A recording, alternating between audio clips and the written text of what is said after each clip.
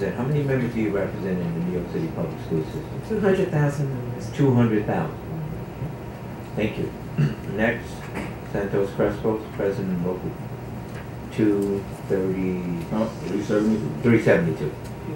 From DC. Thank you, Chairman, and good afternoon. Let me first thank you also for your leadership, along with Councilman Riccia and the Speaker, because you helped avert 600 additional layoffs of the lowest paid members or employees at the Board of Education. It's something that should not have happened, but you know, unfortunately, it came about in a very, again, sneaky manner, and you guys were there to make sure that didn't happen. Now, in terms of this proposed budget, we need to be clear. This is not the DOE budget. This is not the Chancellor's budget. This is the Mayor's budget.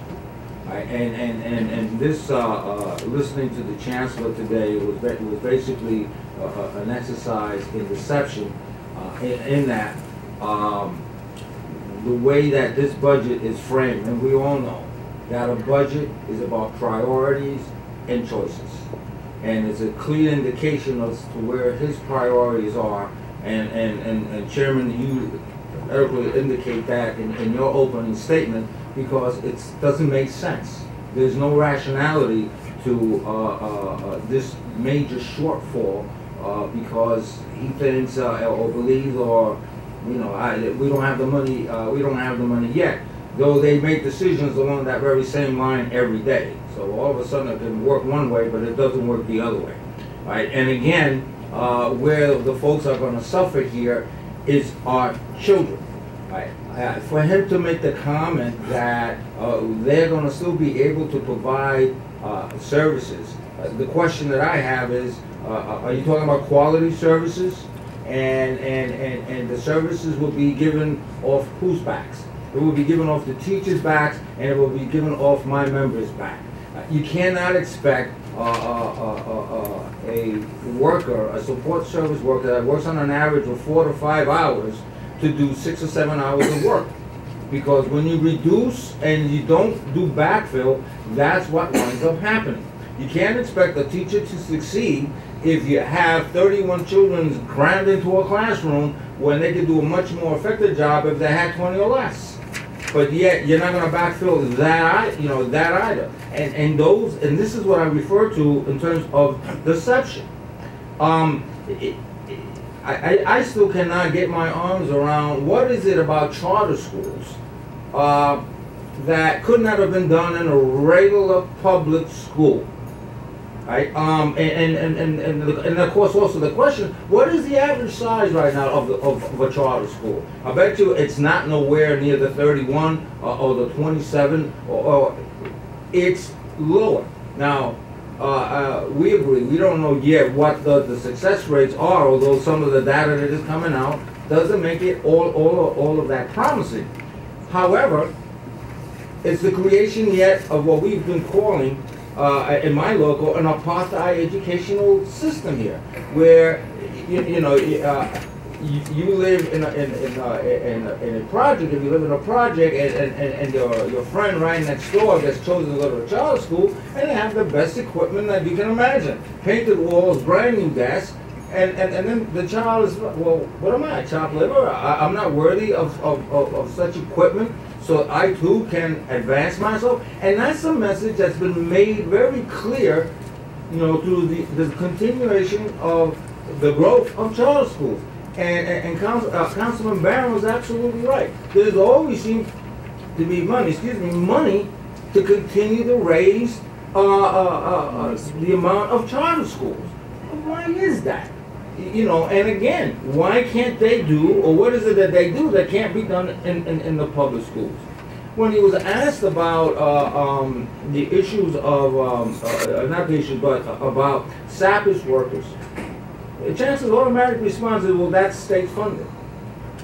Right? So does that mean that then you don't go out and lobby so that you can have more of those folks that you need, more than you did before, given what happened regarding Hurricane Sandy. I mean, our Sappers are hearing the post-traumatic stress of these kids on a day-to-day basis that were in those hard-hit areas. That every time it rains, they start freaking out because they think they're going to experience that over again. Is that information and is that data factored in on the success rate for those kids? Not according to what I see. Now, I gotta tell you though that on this proposed budget, my members appear not to be getting hit. But we've gone through this mambo before, where the budget is passed, the city council passes the budget, and somewhere between June and July, all kinds of things start happening that the Department of Ed says, well, we don't have enough money now to keep this level of support services, and reduce, as though that's not going to have an impact.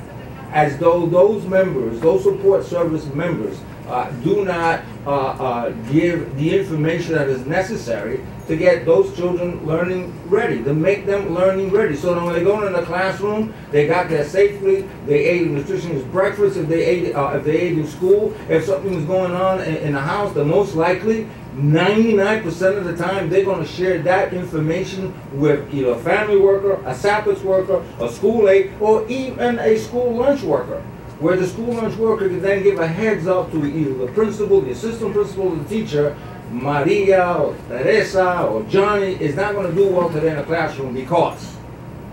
And that way, certain things, certain allotments can be made. And the last thing I want to say that I found very, very disturbing, and usually I would leave after my comment, but I need to hear from this parent that's going to testify regarding the child that's in that one of those special schools, where one of the former councilmen directly asked the chancellor, was he aware of what was going on in terms of some of the methodology they used to supposedly modify behavior or correct, whatever you want to call it.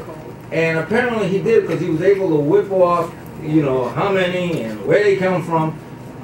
And all he could answer basically to is, well, that's the rule. Well, I mean, there's a thing called the good and there's a thing called the rule. And I was raised, the good always comes above the rule. If you're going to do something for your brother or your sister or another human being, it's the good that should dictate and not necessarily the rule. And I was really taken back. I had to really contain myself when he's kind of like, well, yeah, well, that's the rule.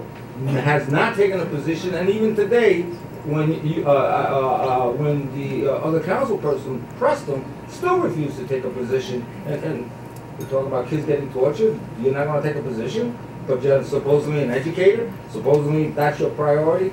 I just want to end it there because I'm starting to get rolled up on that particular response. And so